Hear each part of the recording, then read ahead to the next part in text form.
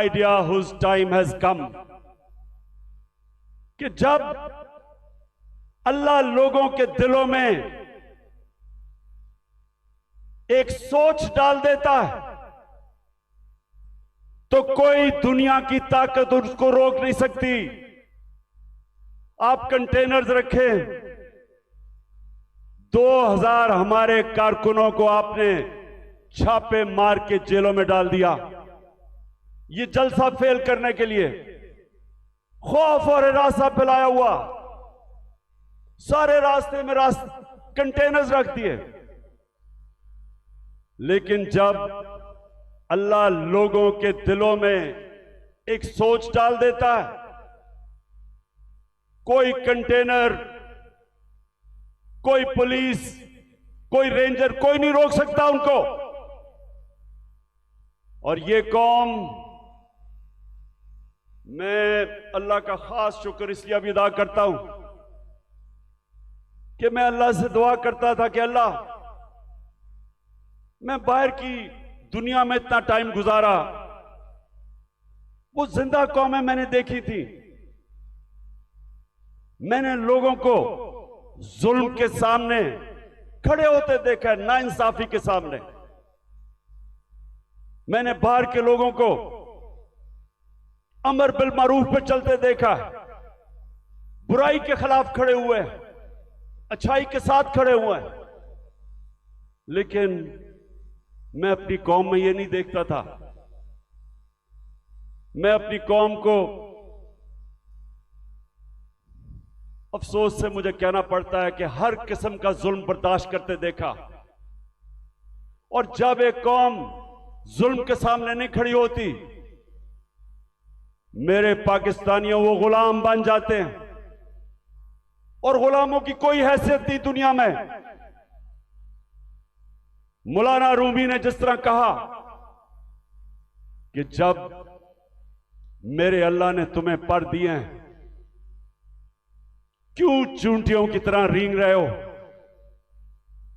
क्योंकि गुलाम रेंगते हैं, आजाद इंसान ऊपर जाते हैं। इलामा इकबाल, शायद ही मुसलमान दुनिया में इस तरह का ज़हन आया हो। उनकी शायरी, उनका फलसफा, गौर से उसको अगर आप पढ़ेंगे तो एक बार बार पैगाम वो देते हैं। हिंदुस्तान के गुलामी के अंदर पिसे हुए मुसलमानों को जगा रहे थे। उनको, मुसलमानों को याद करा रहे थे कि एक वक्त तुमने दुनिया की इमामत की थी और आज तुम्हारी कोई हैसियत नहीं है। जगा रहे थे उनको। सारा वक्त मुसलमानों को समझा रहे थे कि सिर्फ आजाद इंसानों की हैसियत होती है। तो पाकिस्तानियों, हम जो 23 मार्च बनाते हैं, हम 14 अगस्त बनाते हैं, लेकिन क्या हमें समझ है कि आजादी के लिए क्यों दुनिया तरसती है? क्यों आजादी? कई गुलाम भी बड़े खुशहाल होते हैं। कई मुल्कों के ऊपर दूसरे मुल्कों ने कब्जा किया तो वहां इतनी गुर्बत भी नहीं हुई, वो मुल्क के बेहतर भी चल पड़े। हांगकांग, एक मैं मिसाल देता हूं, हांगकांग गुलामी के अंदर उनके माशी हालात तो अच्छे थे, लेकिन पाकिस्तानियों सुन लो, जब से अल्लाह ने दुनिया बनाई है, हमेशा इंसान आजादी चाहता है। वो क्यों चाहता है? क्योंकि सिर्फ आजाद इंसानों की परवाज है। कभी आज तक सुना है कि किसी गुलाम इंसान ने, गुलाम ज़हनियत के इंसान ने, या किसी मुल्क जो गुलाम हो, कभी सुना है कि उसने कोई बड़ा काम किया हो? कभी सुना है कि दुनिया में उनकी कोई हैसियत हो? गुलाम अच्छे गुलाम रहते हैं। गुलामों की जिंदगी में जिल्लत है। अगर इंसान जिसको अल्लाह ने अशरफुल मखलूकात बनाया, सबसे अजीम मखलूक, तो अगर उसको अपने मुकाम की समझ नहीं है तो वो तो जानवर भी दुनिया में आते हैं, खाते पीते हैं, बच्चे पैदा करते हैं और मर जाते हैं। इंसान तो वो है जो अपना मुकाम समझता है। और इल्लामा इकबाल ने ये सोए हुए मुसलमानों को जगाने के लिए कुरान के अंदर से, आयतों के अंदर से उन्होंने शेर व शायरी की, बताया मुसलमानों को कि तुम्हारा मुकाम है कि तुम एक अजीम कौम थे, क्यों ऊपर गए और आज क्यों नीचे हो। तो पाकिस्तानियों, मैं जो आज आपसे खास, पहले तो अपना प्रोग्राम देने से पहले बात क्या करना चाहता हूं। देखें, हमारा जो कलमा है ला इलाहा इल्लल्लाह, वो याद रखें। आप अल्लाह के सामने दावा कर रहे हैं कि मौला तेरे सिवा हम किसी के सामने नहीं झुकते। ये बड़ा दावा है। आप अपनी आजादी का दावा कर रहे हैं। आप अल्लाह के सामने एक बहुत बड़ा वादा कर रहे हैं, गवाही दे रहे हैं कि मौला मैं मर जाऊंगा लेकिन किसी की गुलामी सिवाय तेरे नहीं करूंगा। यह है ला इलाहा इल्लल्लाह का मतलब। और जब मेरी नजर में, मैं कोई इस्लाम का आलिम नहीं हूं, लेकिन मेरी नजर में जब एक इंसान किसी और इंसान के सामने झुकता है, जब किसी बुत की पूजा करता है, और मेरी नजर में सबसे बड़ा बुत खौफ का बुत है, जब वो खौफ की गुलामी करता है, वो इंसान जो कुरान में कहते हैं, अल्लाह कहता है कि जब इंसान गिरता है जानवरों से भी नीचे चला जाता है। तो मेरे पाकिस्तानियों, यहां 23 मार्च 1940,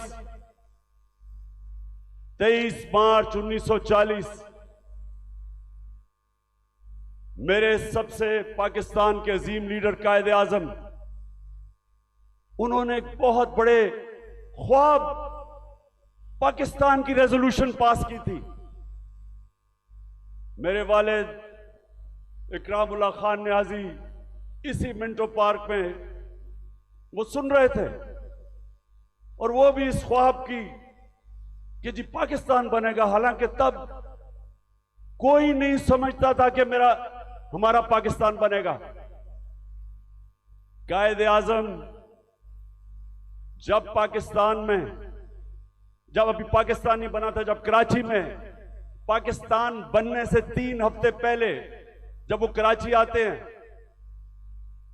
तो अपने असिस्टेंट एडमिरल एहसन को कहते हैं, ये एडमिरल एहसन अपनी डायरीज में लिखते हैं, वो कहते हैं कायद आजम कहते कि मैं नहीं समझता था मेरी जिंदगी में पाकिस्तान बनेगा। बड़ा मुश्किल था ये मुल्क बनना, बड़ा ख्वाब था। तो आज हम अपने आप से पूछें कि क्या इस पाकिस्तान के लिए ये कुर्बानियां दी थी लाखों लोगों ने। हम जब बड़े हो रहे थे तो नहर के ऊपर जिधर हम रहते थे, वहां मेरी वालदा बताती थी कि जब पार्टीशन हुई तो जो कत्लेआम हुई बॉर्डर के ऊपर, कहती वहां औरतें आई हुई होती थी, 10-15 औरतें इकट्ठी, आदमी कितने सारे आदमी कत्ल हो गए। सारा कोई कहानी थी कि जी मेरी बेटी उठा के ले गए, बच्चे मार दिए। यानी ऐसी दर्दनाक कहानियां थी कि किस खून की कुर्बानी से यह मुल्क बना था।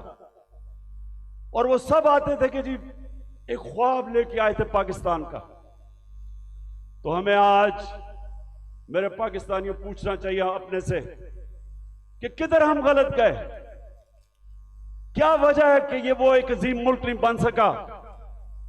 तो मैं आज आपको सबसे पहली बात ये बताता हूं, इसलिए नहीं बना कि हम कभी आजाद ही नहीं हुए।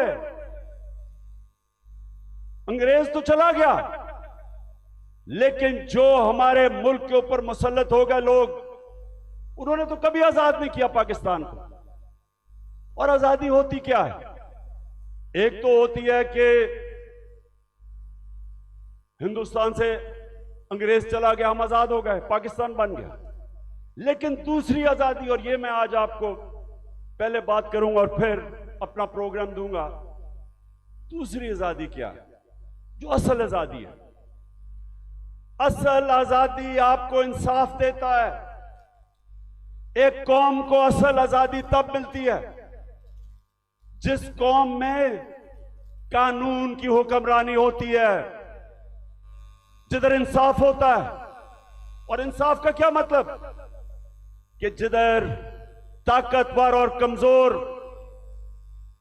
कानून के सामने एक बराबर, जिधर कानून कमजोर आदमी को ताकतवर से तहफ्फुज देता है। जब एक माशरे के अंदर एक मुल्क का कानून एक कमजोर को ताकतवर से तहफ्फुज देता है, वो इंसानों को आजाद कर देता है। और वही आजाद इंसान मुल्क को उठा देते हैं।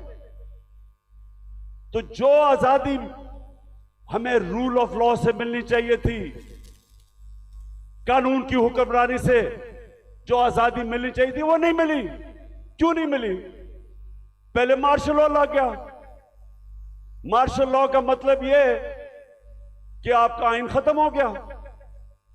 जो ताकतवर है वो फैसला करेगा कि कौन सा कानून पे वो चलेगा और कौन से पे नहीं चलेगा। तो मार्शल लॉ लग गया। शुरू में जी लोगों ने बड़ा कहा कि हमारे मुल्क के हालात बड़े बुरे थे, सियासतदान तो काम के नहीं थे। तो चले जी ठीक है, मार्शल लॉ लग गया, हमें खतरा था हिंदुस्तान से। उसके बाद जैसे ही पॉलिटिक्स वापस शुरू हुई, हमारी बदकिस्मती है कि जो हमारे डेमोक्रेट्स आए, उन्होंने भी कभी कानून की हुक्मरानी नहीं की। वो खुद अपने आप को कानून के ऊपर कर दिया। जब मार्शल लॉ आता था, कानून खत्म, आइन खत्म। लेकिन जब हमारे लोग जो डेमोक्रेट्स अपने आप को कहते थे, उन्होंने भी कानून को नहीं चलने दिया, अपने लिए एनआरओ ले लिया। बाकियों को, चोरों को बेशक पकड़ो, लेकिन हम कानून से ऊपर है।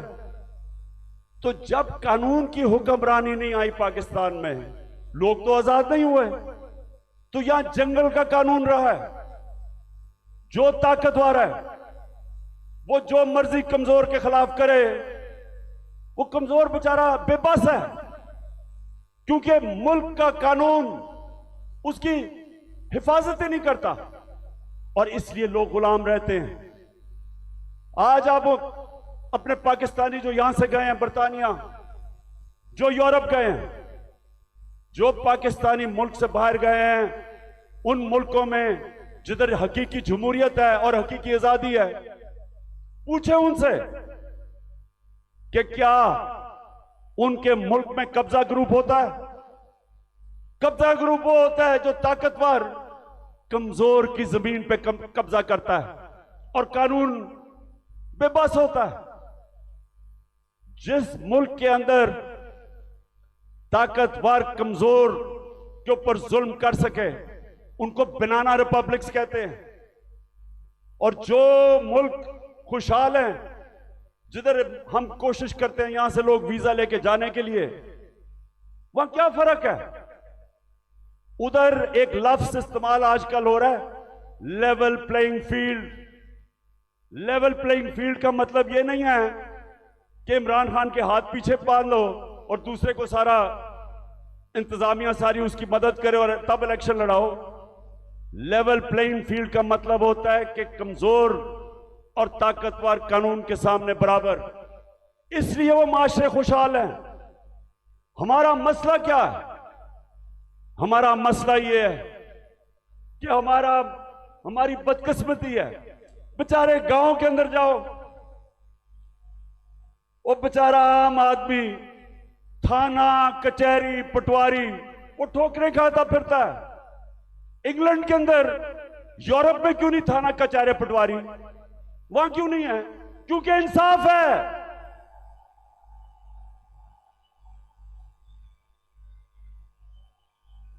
उधर का निजाम आजाद मुल्क है, वो लोगों को आजाद किया हुआ है, इसलिए वो खुशहाल हैं।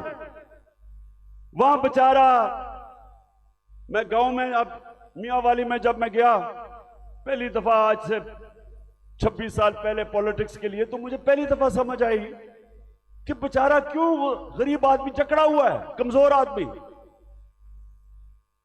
उसके घर चोरी हो, ताकतवर चोरी करवा दे, उसी के ऊपर पर्चा कर दे पुलिस, वो बेचारा ठोकरे खाता फिर रहा है। आजकल तो मैं अदालतों में जा रहा हूं, तो मेरे ऊपर, आपको पता है या नहीं कि मेरी क्या करूं, सेंचुरी तो हो गई है मेरी, अब मैं 150 पे जा रहा हूं। 143 केस हो गए हैं। तो वो बेचारे, अब मैं देखता हूं कि शुक्र अल्लाह ने मुझे कम से कम वकील दिए, मेरी पार्टी के वकील है जो साथ जाते हैं। वो बेचारा गरीब आदमी क्या करे, उसके ऊपर आप केस डाल दें, वो दहशतगर्दी का केस, 40 दहशतगर्दी के केस है मेरे ऊपर, 40। तो सोचे वो बेचारा गरीब आदमी, उसका मुखालिफ हो, उसकी जमीन पे कब्जा कर रहा हूं, कुछ भी हो, उसके ऊपर केस डाल दे, वो सारी जिंदगी बेचारा तबाह हो जाता है। ये है गुलामी। सिंध में जाएं, जो सिंध के अंदर जुल्म है आप अंदाजा ही नहीं कर सकते। जो वहां के इस वक्त मुसल्लत हैं, जिसको जरदारी सिस्टम कहते हैं, कोई लोग उनके सामने बेबस हैं, मिजाल नहीं है कुछ कर सके। पुलिस थाने जाएंगे वहां डरते हैं, गुंडे पाले हुए हैं जो उनको पैसे ले लें, कुछ कर दें, डराएं धमकाएं, कोई आदमी आवाज अपनी नहीं उठा सकता जुल्म के खिलाफ। गुलाम है, कैसे कौम उठ सकती है? तो जो आज मैंने आपसे ये जो बात कर रहा हूं आजादी की, क्योंकि असल में हमारी जंग है हकीकी आजादी की, और हकीकी आजादी तब आएगी जब मुल्क में रूल ऑफ लॉ और इंसाफ होगा। जब इंसाफ होगा, लोगों के हुकूक होंगे। जब लोगों के हुकूक होंगे, जब एक मुल्क का अदालती निजाम लोगों की हकूक की हिफाजत करेगा, आपको कोई लंदन या इंग्लैंड जाना नौकरियों के लिए पड़ेगा, कोई यूरोप नहीं जाना पड़ेगा नौकरियों के लिए। अल्लाह ने इस मुल्क को हर चीज दी है, हर किस्म की नेमत दी है। हमें कोई जरूरत नहीं है कि वीजों के पीछे लाइनों में खड़े हों, फिर पैसे दे। बेचारे वो पाकिस्तानी, मैं तो खैर सब पे भी दिल रोता है, लेकिन जो पाकिस्तानी, कितने लोग हमारे डूबे हैं कि रात में वो छोटी सी किश्तियों के अंदर किसी तरह यूरोप में घुसते घुसते, हमारी बेचारी हॉकी प्लेयर वो जा रही थी कि किसी तरह वो यूरोप चली जाए, वो बेचारी डूब गई और लोगों के साथ। क्यों है? इसलिए नहीं कि पाकिस्तान में वसाइल की कमी है। मैं 3.5 साल जब प्राइम मिनिस्टर रहा हूं, मुझे खुद हैरत होगी कि अल्लाह ने इस मुल्क को क्या क्या नेमतें बख्शी हैं। लेकिन जब कानून ही नहीं है, जब इंसाफ ही नहीं है, जब जिसकी लाठी जिसकी भैंस, जब ताकतवर जो मर्जी करे, वो मुल्क कैसे उठ सकता है? कौन सी आप इकोनॉमिक पॉलिसी लेके आएंगे उस मुल्क में जिधर इंसाफ ही नहीं है, जिधर कॉन्ट्रैक्ट एनफोर्समेंट नहीं है, जिधर रूल ऑफ लॉ नहीं है? आप जो मर्जी कर लें, उस मुल्क की किस्मत तो तबाही है। इसीलिए हजरत अली ने फरमाया था कि कुफर का निजाम चल जाएगा, लेकिन जुल्म का निजाम नहीं चल सकता। जब जुल्मों सितम के कोहे गरा रुई की तरह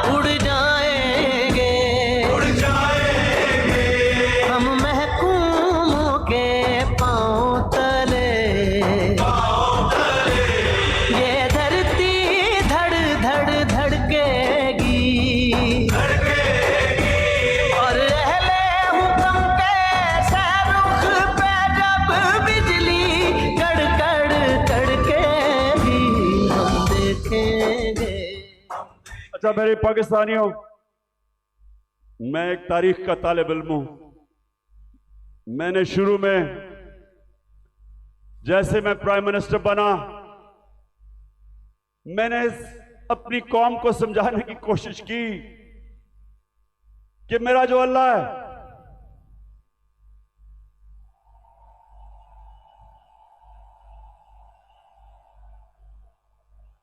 शुक्रिया, मैंने अपने लोगों को समझाया कि मेरा जो मौला है उसका कुरान में कहता है कि एक इंसान उसका हबीब है, वो मेरे नबी सल्लल्लाहु अलैहि वसल्लम है।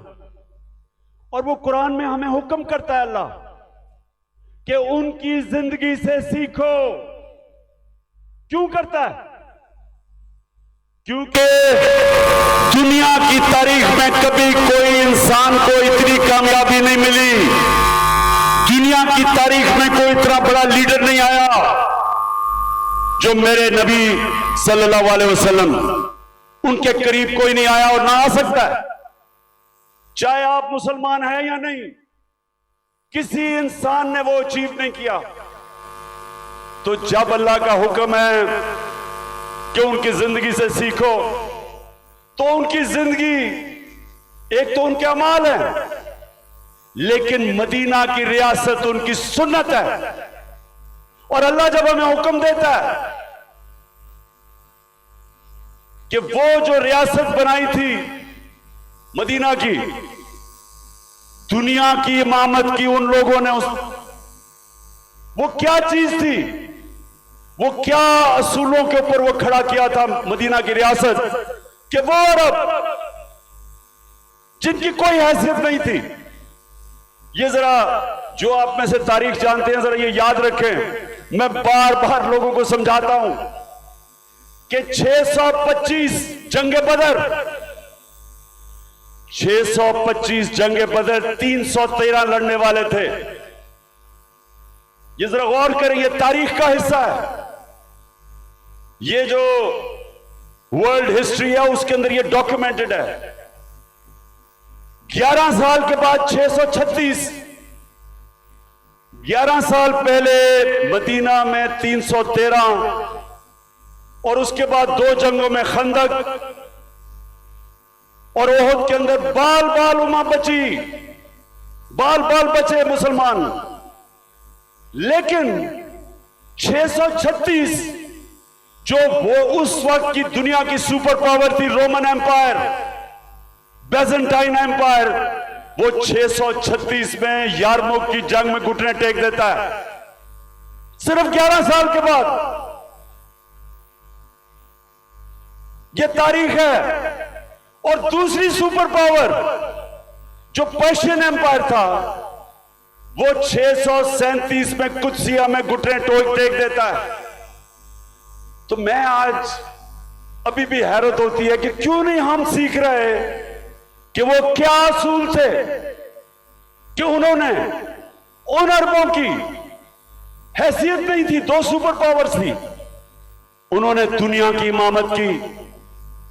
सबसे पहले मदीना की रियासत में उन्होंने जो असूल खड़ा किया था, अदल और इंसाफ, उन्होंने लोगों को इंसाफ देकर आजाद किया था, गुलामी से आजाद किया था। जब इंसाफ मिला उन लोगों को, इंसान बराबर हो गए कानून में। हजरत अली रजी अल्लाह ताला खलीफा वक्त एक यहूदी से काजी केस उनके खिलाफ फैसला कर देता है कि बेटे की गवाही नहीं मानता। यह मुसलमानों का इंसाफ था। आज की दुनिया में मुझे बताएं, अपने मुल्क को तो छोड़े ना, मैं बात कर रहा हूं जो मगरबी मुल्क अपने आप को इंसाफ के आज हमारे से बहुत आगे समझते हैं, क्या वहां भी हो सकता है आज ये कि अकलियत वो एक खलीफा वक्त से केस जीत जाए, और वो भी हजरत अली रजी अल्लाह ताला उनका मुकाम, क्योंकि इंसाफ था। मेरे नबी सल्लल्लाहु अलैहि वसल्लम कहते हैं कि मेरी बेटी भी चोरी करेगी तो उसको सजा मिलेगी। हजरत उमर, बेटा जब उनका कानून तोड़ता है कोड़े मरवाते हैं उसको, कोई कानून के ऊपर नहीं था, इंसाफ था।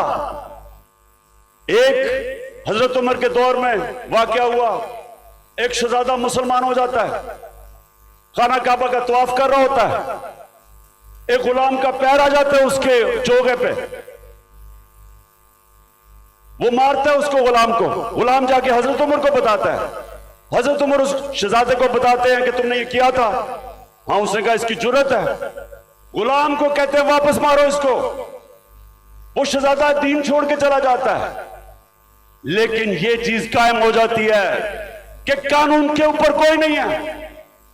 तो पाकिस्तानियों, अपनी तारीख से सीखो, सीखो।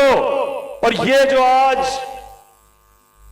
जो आप यहां आए हैं, मैं आज आपको उस नए दौर की तरफ लेके जा रहा हूं कि जब तक इस मुल्क में कानून की हुक्मरानी नहीं आएगी, हमारी जिंदगी में जिल्लत है। वो प्राइम मिनिस्टर भीख मांग के फिर रहा है, ठोकरें खा रहा है।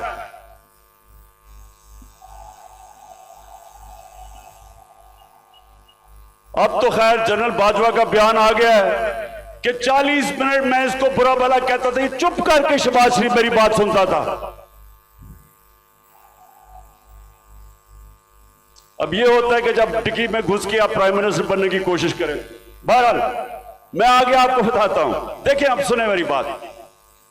देखिए, आप हिंदुस्तान की तारीख देखें।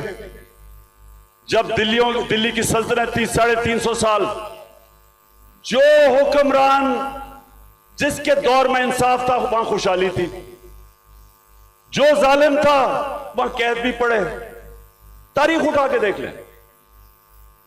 जब शेर शाह सूरी, जो हिंदुस्तान का बहुत ही अजीम लीडर था, वो कैसे ऊपर आया था? उसके बाप की एक जागीर थी, उसको कहा वो जागीर संभालो। बिहार के अंदर उसने जागीर को एक मिसाल बना दिया। कैसे? कानून की हुक्मरानी कायम करके सारे बड़े बड़े डाकुओं को उसने मार दार के भगा दिया, अमन कायम कर दिया। सारे इर्द गिर्द से जो ताजर थे वो सारे उधर पहुंच गए, वो खुशहाल हो गया। सबसे ज्यादा खुशहाल उसकी जागीर हो गई, उधर से वो उठा। तो जब विंस्टन चर्चिल, जब दूसरी जंग अजीम में तबाह हो रहा था बरतानिया, तो उससे जब लोगों ने आके पूछा कि जी हम बच जाएंगे, हिटलर की फौजें पहुंच गई हैं, यूरोप फतह कर लिया, या बमबारी हो रही है, क्या हम बच जाएंगे? तो चर्चिल ने कहा कि क्या हमारी अदालतें इंसाफ दे रही हैं? जब उन्होंने कहा हां, तो कहता कोई ताकत नहीं हमें हरा सकती। तो मेरे पाकिस्तानियों, ये याद रखें कि जो जुल्म का निजाम है, ये आप फैसला करना है कि आपने उसका मुकाबला करना है। तो मैं अब आपको बताना चाहता हूं कि ये जो जुल्म का निजाम मौजूदा पाकिस्तान में वो है क्या। जरा अब मैं थोड़ी 1-2 वीडियोस आपको दिखाऊंगा ताकि आपको पता चले कि यहां किस किस्म का जंगल का कानून है आज, या जंगल का कानून है, या कोई किसी को परवाह नहीं है कि कानून मुल्क का है या क्या है। जो दिल करा जिसको पकड़ा उठा लिया।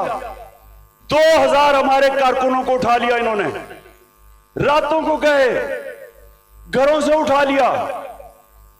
वो बेचारी डॉक्टर रुबीना अपनी क्लिनिक में बैठी थी, उसको उठा के ले गए। वो मैं भी आपको बाद में आता हूं, पहले मैं जरा आपको बताना चाहता हूं कि ये हुआ क्या हमारे साथ। पहली दफा 25 मई में हमने एक मार्च की इस्लामाबाद। 3 मार्चेस पीडीएम के लोगों ने मेरी दौर में की थी। एक एफआईआर नहीं कटी, कोई रुकावट नहीं थी। बल्कि तो मैंने कहा था आप मार्च करें, मैं आपके लिए खाने खूने का बंदोबस्त करूंगा।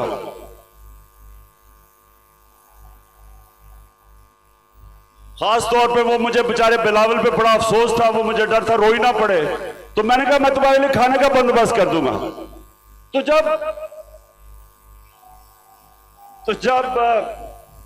जब 25 मई को हमने मार्च की, लोगों के घरों में घुस के 3-3 बजे पुलिस ने लोगों को उठाया, पकड़ के ले गए लोगों को।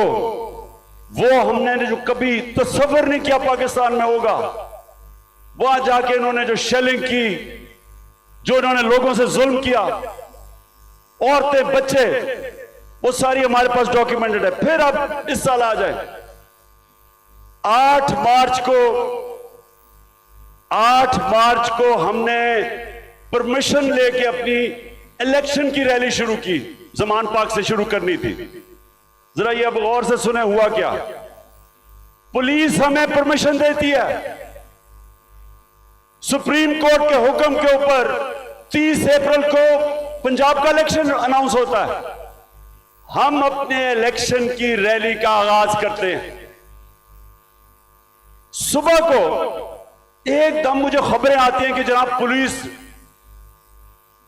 टीयर गैस शेल लेके तैयारी करके वो सारी जगह उन्होंने नाके लगा दिए। हमें परमिशन मिली हुई थी, इलेक्शन अनाउंस हो गया है। उसके बाद खबरें आती हैं कि जी वो पुलिस ने जिधर जिधर रैलीज आ रही थी उनके ऊपर अटैक कर दिया, टीयर गैस कर दी, लाठीचार्ज कर दिया। मुझे समझना है कि ये हुआ क्या है। उसके बाद आहिस्ता आहिस्ता जब मुझे घर में खबरें आई, मैं समझ गया इश्तिहार कर हमारे लोगों को उसमें डालना चाहते थे। मैंने रैली खत्म कर दी। मुझे डर था कि ये तसादम चाहते हैं, क्योंकि इलेक्शन नहीं चाहते। जो इलेक्शन चाहता है वो तसादम, वो फसाद तो नहीं चाहेगा। इलेक्शन जो नहीं चाहते, जो डरे हुए हैं, जो भाग रहे हैं, वो उनकी कोशिश थी कि किसी तरह फसाद हो और इलेक्शन आगे चले। मैं कैंसिल कर देता हूं, अगले दिन फिर अनाउंस करते हैं, फिर इजाजत नहीं देते, फिर कैंसिल कर देते हैं। लेकिन जो वो 8 मार्च को हुआ, मैं ये चाहता हूं कि जरा ये आप वीडियो देखें कि एक पुरअमन रैली जिसकी इजाजत है उसे हुआ क्या, ये जरा देखें पहले। इन्होंने कुछ मिलाया पर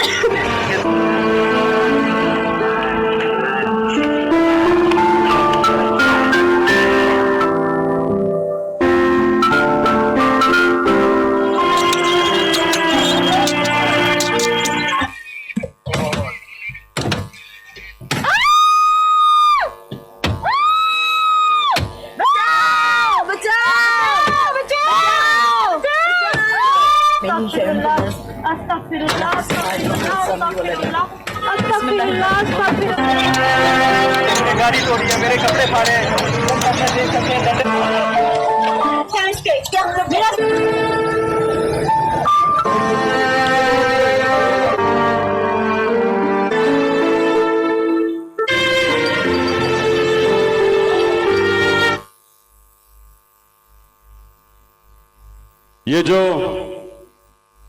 ये जो आपने देखा, ये आराम से रैली पे लोग जा रहे हैं और उनके ऊपर ये पुलिस का तशद्दुद होता है। लेकिन जो सबसे तकलीफ दह चीज है, मैं वो चाहता हूं आप देखें। एक मलंग, एक दरवेश, एक स्पेशल पर्सन, जिससे वो सारे मेरे घर के बाहर जो कैंप लगा हुआ था, सब जिससे प्यार करते थे, जिसके पास प्यार के अलावा था ही कुछ नहीं, उसको प्यार में लोग जिले शाह कहते थे। अब जरा एक वीडियो देखें जिले शाह की, ताकि आपको समझ आए कि वो किस तरह का इंसान था। और मैं एक ही बात कहता हूँ कि खान मेरा एक दिल है, खान मेरी जान है। ये देख लो, ये है खान 1992 का फैन, ये खड़ा है। और ये है 1992 का फैन और 1983 की पैदाइश। ये है जिसने ताज़ी करवाया 25 मई को, फिर बनवाया, छड़ी खादी, सब कुछ खाया, मगर इनको बगारतों को शर्म नहीं आई।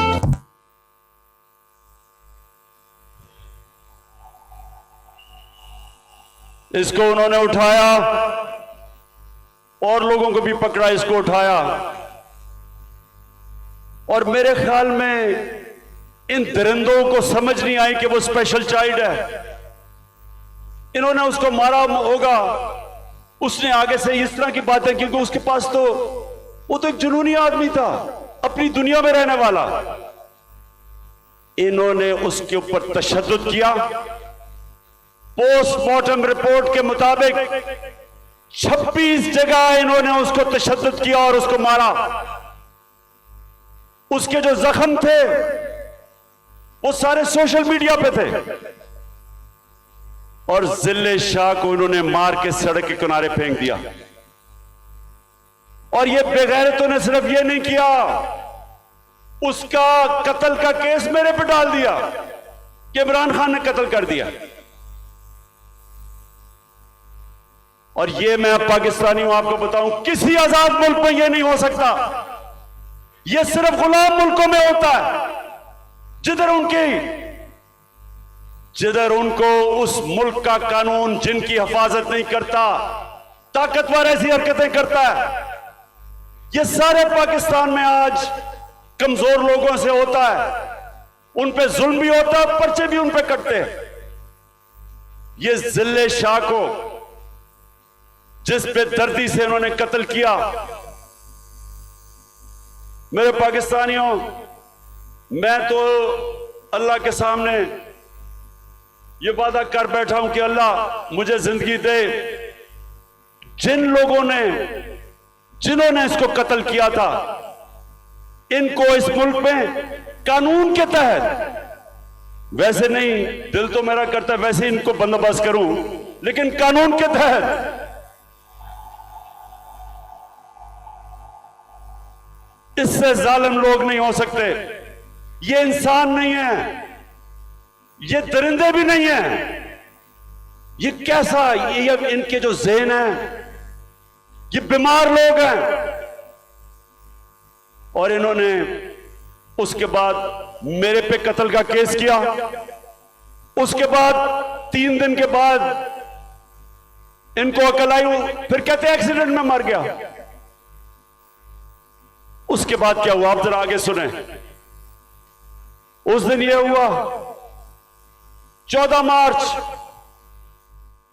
मार्च मेरे घर एक वारंट लेके आ गया। मैंने उनको समझाया कि जो वारंट थी वो गैर कानूनी थी। मेरे पास बेल थी 18 मार्च की, जो मैंने पहले ही फैसला किया था कि मैंने इस्लामाबाद जाना है अदालत में। तो मैं तो पहले ही जा रहा था, पुलिस आ गई, जी आपको इस्लामाबाद लेके जाना है। मैंने श्योरिटी बॉन्ड दिया वकील ने। अगर कानून कहता है श्योरिटी बॉन्ड दे दो तो पुलिस आपको अरेस्ट नहीं कर सकती।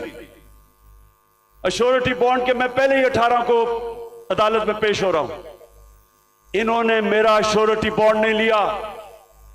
3 तरफ से जुबान पाक के ऊपर हमला हो गया, रेंजर्स, पुलिस, 3 तरफ से हमला। जिस तरह पता नहीं इमरान खान को कितना बड़ा दहशतगर्द था। सारा टीयर गैस शेलिंग इन्होंने वो चलाई, वो वाटर कैनन जिसके अंदर केमिकल था।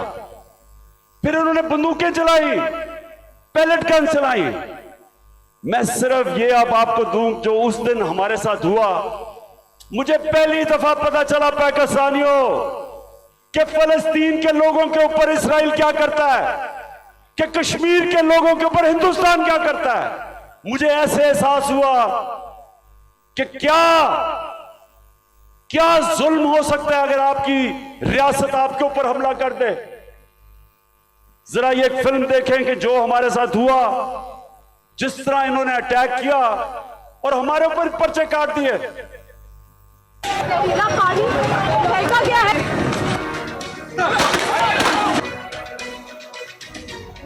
गाड़ी में गया भाई। ये शर्मा जो इसमें फायरिंग करती है उन्होंने सीधी। 2 घंटे से लड़ रहे हैं उनके साथ। इन लोगों ने मुझे जो ना पकड़ के मुझे जो ना इतना मारे। गोली हम पे चल रही थी, ये देखो। जी ये वो जगह है जहाँ पे पुलिस ने जो बुलेट फायर की है वो लगे हैं। सीधे चल मारे।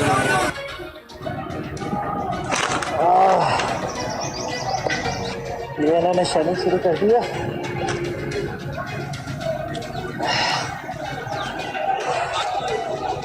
और ये अंदर आग लग गई है। ये आई बचे। आज अगर आप फ्रांस में देखें, वह लोग मुजाहरे कर रहे हैं पेंशन्स के ऊपर। कभी आपने टीवी के ऊपर देखा वो चीजें भी जला रहे हैं, वो गाड़ियां भी जला रहे हैं?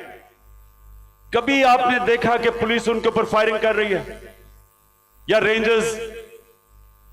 कभी आपने देखा कि उनको लोगों को अफवाह करके लेके जा रहे हैं गैर और फिर तशद्दुद कर रहे हैं उनके ऊपर?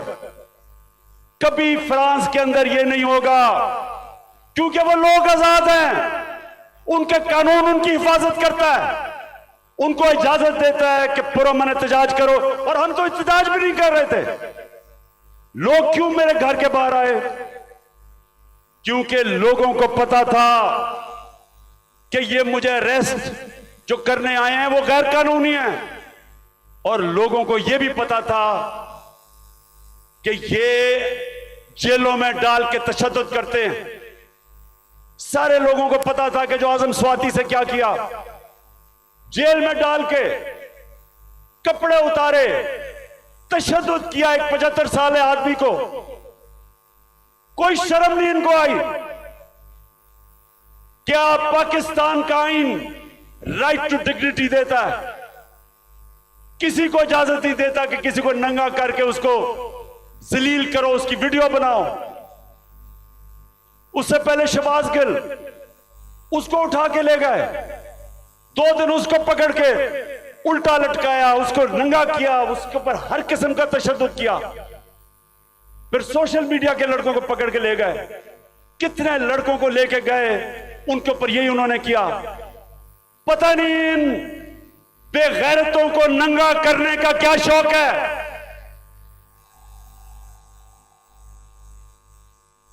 जो ये कर रहे हैं इनको साइकाट्रिस्ट के पास लेके जाएं। ये नॉर्मल लोग नहीं हैं, ये ज़हनी मरीज हैं। बच्चों को जाकर नंगा करके उनकी तस्वीरें उनको डरा धमका देते हैं। और लोगों को सब जो मेरे घर के बाहर क्यों लोग आए? लोग इसलिए आए कि लोगों को पता ये बदनीयत लोग हैं। ये जो फैसले कर रहे हैं कि उसको पकड़ के लेके जाओ, जब पता था कि मेरी बेल है और गैर कानूनी चीज पे कोई केस मेरे ऊपर नहीं है, हर दूसरे दिन कोई नया केस आ जाता है। क्या कौम 50 साल से मुझे जानती है? क्या कौम मानेगी कि इमरान खान दहशतगर्द है? 40 दहशतगर्दी के केस है, कत्ल का केस है, दीन मजहब का केस है, तौहीन मजहब का, गद्दारी का केस है। जो लोग इस मुल्क से पैसा लूट के बाहर गए वो तो फैसले कर रहे हैं आज। जिन लोगों ने फौज के खिलाफ वो मेमो गेट के अंदर जरदारी ने जो अमेरिकनों को कहा कि हमारी फौज से बचा लो, वो आज फैसले कर रहा मुल्क के। उधर नवाज शरीफ जिसने डॉन लीग्स के अंदर जो उसने अपनी फौज की शिकायतें कर रहे हैं हिंदुस्तान को, वो आज फैसले कर रहा है। और इमरान खान जिसका जीना मरना पाकिस्तान में है, जिसकी ना कोई बार प्रॉपर्टी ना दौलत, सब कुछ बेच के आज अपने मुल्क में ले आया है, उसको गद्दार बना दिया है।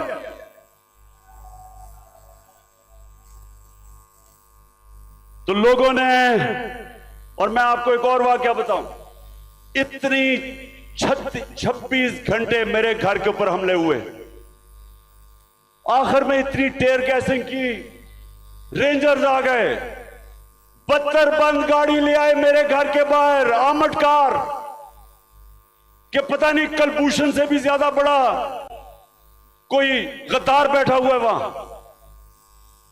तो आखिर में लड़के थक गए, वो सारे डरे हुए थे कि इनकी नीयत ही नहीं ठीक।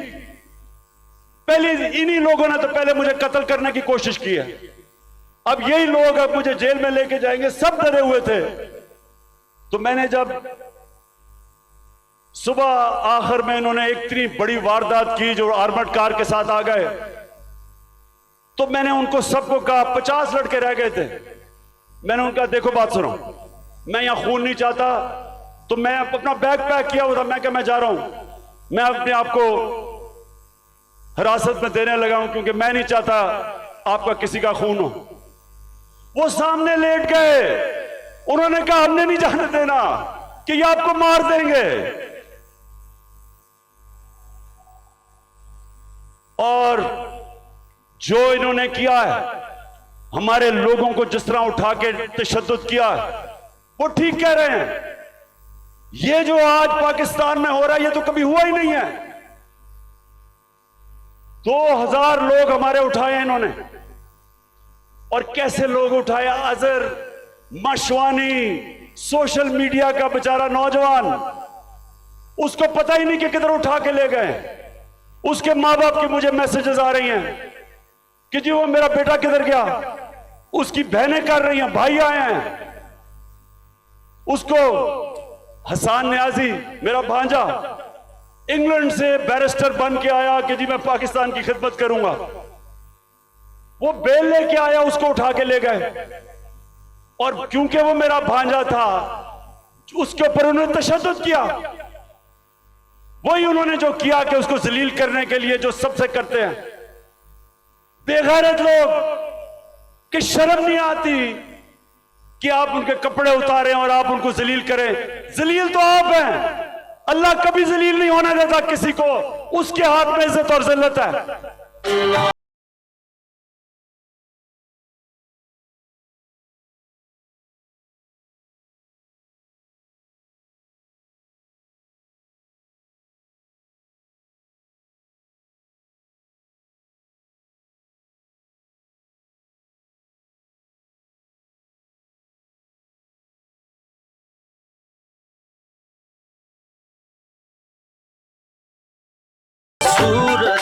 इसके अलावा सहाफियों, जो इमरान खान की कवरेज देता है, पहले इन्होंने वो अशरफ शरीफ, मैं तो उसको सलाम करता हूं कि पाकिस्तान की तारीख में इस पाए का जर्नलिस्ट, इन्वेस्टिगेटिव जर्नलिस्ट आया ही नहीं कभी।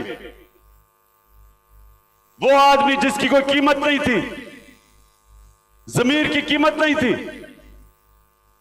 खौफ को काबू पा चुका था। धमकियों के बावजूद वो खड़ा था राह हक पे, मुल्क से बाहर गया, कत्ल करवा दिया। साबर शाकर मुल्क से बाहर है, डॉक्टर पीरजादा वो मुल्क से बाहर है। जो आदमी इमरान खान की कोई पॉजिटिव चीज उसके पीछे पड़ जाते हैं। बोल चैनल, उसके सरबराह को पकड़ के जेल में डाला, तशद्दुद किया। ARY के ऊपर पूरा जोर लगाया हुआ कि इमरान खान को ना दिखाओ। सिर्फ जो इनके बिके हुए पालतू चैनल्स, उनको सारा वो चले, जो प्रोपेगेंडा इमरान खान, वो ठीक है। लेकिन जो थोड़ी पब्लिसिटी देते, जो सहाफी, सोशल मीडिया, उनके पीछे पड़ जाते हैं। कब पाकिस्तान में इस तरह की सख्ती थी? और कोशिश किसी तरह कर रहे हैं कि लोगों के ऊपर इतना खौफ तारी हो जाए, लोग इतना डर जाएं कि लोग इन जालिमों को कबूल कर लें। तो मेरा आज अपनी सारी कौम को पैगाम है ये कि देखें, ये जो खौफ है, मैं जो नजर देख रहा हूं अपने मुल्क में, उन्होंने आज भी कहा कि जी दहशतगर्दी होगी, सिक्योरिटी, मैं देख रहा हूं इतनी ख्वातीन आई हुई है, उसके बावजूद क्योंकि खौफ के ऊपर काबू पा लिया है, कौम आजाद हो रही है। और ये कौम जिस तरफ अब निकल गई है, कोई लोग जो ऊपर समझता है कि इनको गुलाम बना सकता है, उसको गलतफहमी में नहीं रहना चाहिए। ये अब वो कौम, और इंशाल्लाह उस रास्ते पे निकल गई है जो एक बड़ा अजीम ख्वाब पाकिस्तान का था। पाकिस्तान का अजीम ख्वाब सिर्फ आजाद पाकिस्तानी बना सकते हैं, गुलाम नहीं बना सकते। तो मैं और भी बता दूं कि मुझे इतना अफसोस है जिस तरह के लोगों को पकड़ा। आमिर मुगल हमारा, उसके बच्चों को ले गए, वो हमारा कारकुन इस्लामाबाद में बच्चे पकड़ के ले गए उसके। ये कब हुआ? और सिर्फ सारों को डरा धमका रहे हैं। इनका ख्याल था कि आज कोई आएगा ही नहीं मीनारे पाकिस्तान में, कि डर इतना हो गया, लोगों को डर हो गया है। मैं फिर से आपको सलाम करता हूं और आपका शुक्रिया अदा करता हूं। अच्छा जी, मैं अब दूसरी चीज पे आता हूं।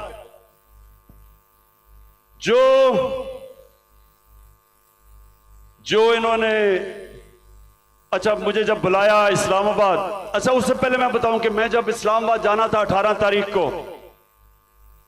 इन सबको पता था कि मैं पहले अदालत में गया था।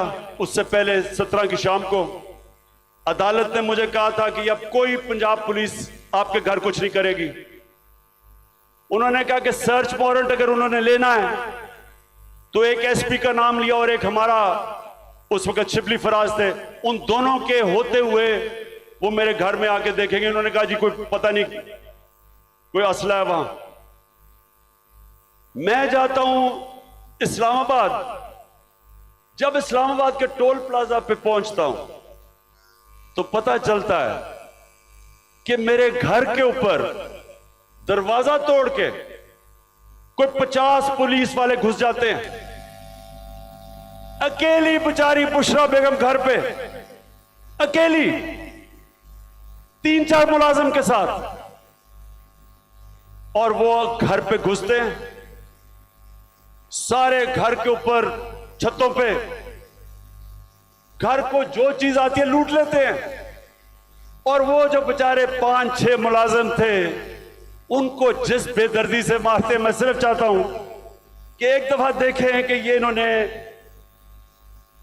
एक आदमी छोड़ें कि इमरान एक्स प्राइम मिनिस्टर या लोग जानते हैं, किसी भी बाइज्जत किसी भी घर में अगर पता हो कि खामद घर नहीं है, बीवी एक दीनदार खातून पर्दादार, सोचें कि उसके घर में कभी ये आज तक पाकिस्तान में हुआ है?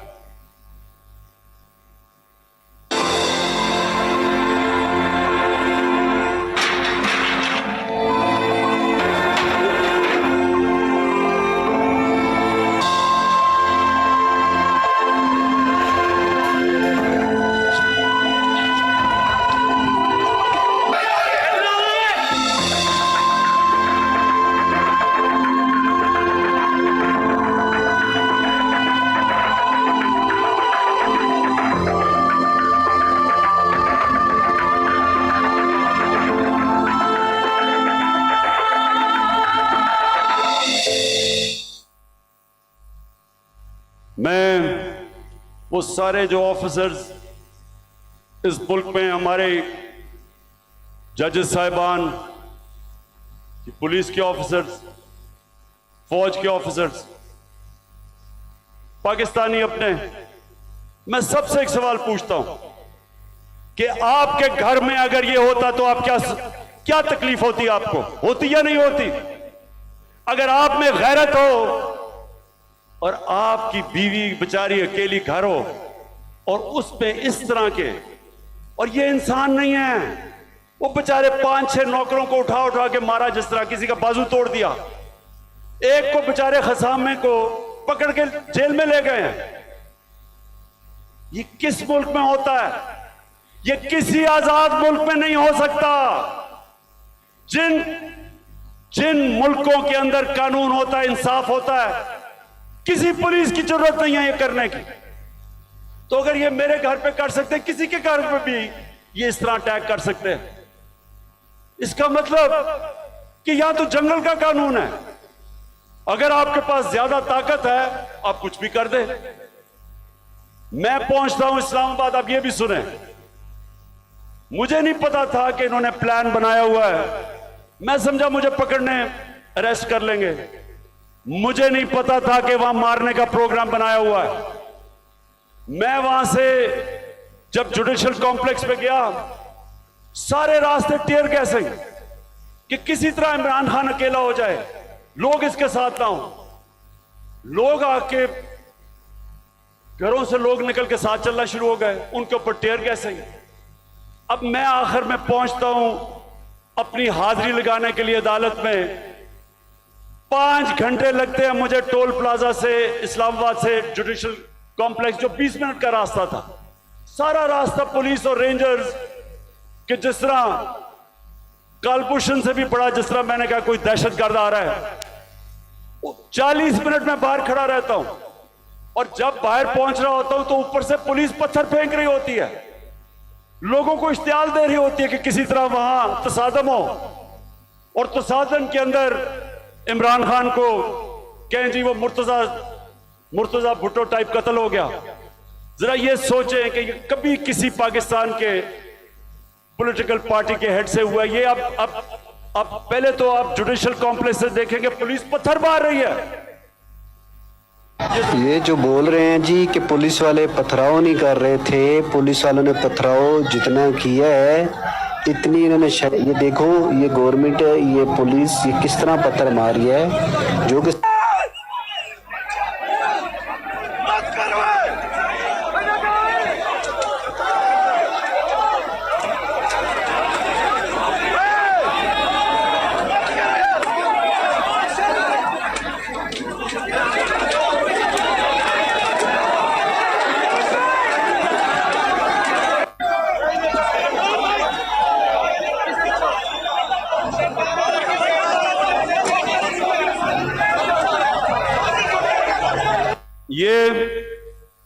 अब ये पहले पथराव कर रहे हैं, नीचे लोगों को इन्होंने इश्तियाल में डाला, और फिर मैं जब गाड़ी दरवाजा खोलता हूं तो सामने आपके सामने वो गाड़ी के सामने पुलिस देखे और वो मारना शुरू कर देती है। और फिर हमारा एक पीटीआई का एक कारकुन आता है मेरी गाड़ी में और वो अंदर से आता है, कहता है जल्दी से निकलें, यहां अंदर सारा नामालूम अफराद कब्जा करके बैठे हुए हैं, सीटीडी की वर्दियों में वो हैं और उनका कोई और, उनके अजायम कुछ और हैं, और अल्लाह बचाने वाला है कि हम बिल्कुल ठीक टाइम पे वहां से निकलते हैं। जब निकलते हैं तो आईजी इस्लामाबाद पुलिस वालों को गालियां निकालते, तुमने निकलने क्यों दिया। ये हो रहा है आज मेरे साथ। वापस आता हूं, पता चलता है जी एक और ऑपरेशन की तैयारी हो गई है। 1000 रेंजर तैयार बैठे हुए हैं, क्योंकि पुलिस अब झिझक रही है ज़बान पाक पे अटैक करने के लिए, तो 1000 रेंजर तैयार किए हुए हैं ज़बान पाक को फतह करने के लिए। तो वो मुझे पता चलता है, मैं टीवी पे आके लोगों को बताता हूं प्लान क्या है। प्लान तो मुझे अंदर से पता चलता है। जिस तरह जब मुझे कत्ल करने लगे थे तो मैंने 1.5 महीना पहले सारी कौम को बताया था कि इन्होंने दीनी इंतहा पसंद के नाम पे वारदात करनी है, और वही हुआ। तो फिर मुझे तो अंदर से इंफॉर्मेशन थी कि इन्होंने क्या करना था। तो बहरहाल अब मैं आगे चलता हूं। जो 30 अप्रैल का इलेक्शन उन्होंने डिले किया, ये कौम जरा गौर से सुन लो। आप ये जो मुल्क में अब जंगल का कानून आ रहा है और तकरीबन आ गया, ये जो इन्होंने किया है कि जब आइन कहता है कि 90 दिन में इलेक्शन होगा, जब पाकिस्तान का सुप्रीम कोर्ट कहता है कि 30 अप्रैल को पंजाब का इलेक्शन है, तो किस मुंह से इलेक्शन कमीशन ने कहा कि जी अक्टूबर में इलेक्शन होगा। हमारे पास जी कहते पैसे नहीं है। तो मुझे ये इलेक्शन कमीशन मुझे ये बताए कि मुल्क का तो तुमने वैसी तवालियां निकलता जा रहा है, तो अक्टूबर में किधर से पैसे आएंगे। तो इसका मतलब तो इलेक्शन होंगे नहीं। कभी इस तरह का सुना है किसी महज़ब माशरे में कि आइन कह रहा है कि इलेक्शन होंगे और ये कहते पैसे नहीं है जी इसलिए इलेक्शन नहीं। झूठ बोला कि जी IMF कह रहा है। IMF ने तस्दीक की कि हम नहीं कह रहे। तो कोशिश क्या है इनकी, इलेक्शन से भागो। अगर आइन तोड़ना पड़ता तो तोड़ो, किसी तरह इमरान खान इलेक्शन के में जीत के इक्तदार में ना आ जाए, बस ये 1 पॉइंट एजेंडा है। उसके लिए हम अदालत में जा चुके हैं और मैं आज सारे पाकिस्तान की लीगल कम्युनिटी को यहां से अपील कर रहा हूं कि ये वो वक्त आ गया है कि आज आपने स्टैंड ना लिया, अगर आज आप आइन के साथ ना खड़े हुए तो उसके बाद मुल्क में कानून खत्म। जो ताकतवर चाहेगा वही कानून होगा। जब वो फैसला करेगा कि इलेक्शन है तो तब इलेक्शन होगा। तो पाकिस्तानियों, हमने सबने पाकिस्तान के सुप्रीम कोर्ट के साथ खड़ा होना है, हमने पाकिस्तान के आइन के साथ खड़े होना है। मुझे सारे हाथ खड़ा करके बताएं कि आप खड़े होंगे पाकिस्तान की आइन के साथ, सुप्रीम कोर्ट के साथ। दिल में होनी इंसाफ तो हो इंसाफ कहे इमरान खान।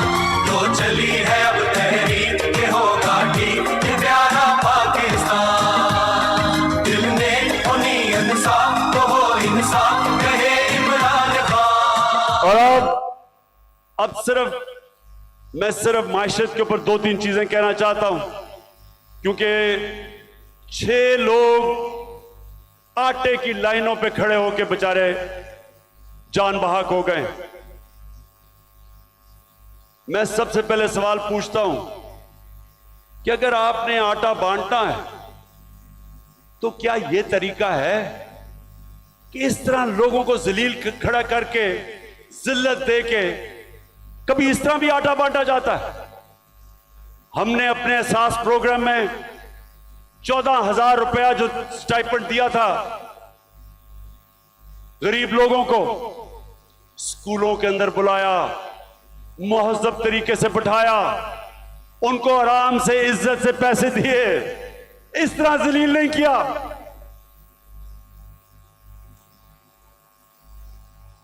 और दूसरा, मैं आज सिर्फ यह सवाल पूछना चाहता हूं कि कौन सी ऐसी चीज, क्या क़यामत आ गई कि हमारे पिछले अप्रैल के अंदर जब हमारी हुकूमत थी 1 किलो आटा 55 रुपए का था, आज 115 रुपए का गवर्नमेंट का रेट है और बाजार में 155 रुपए का मिल रहा है 1 किलो।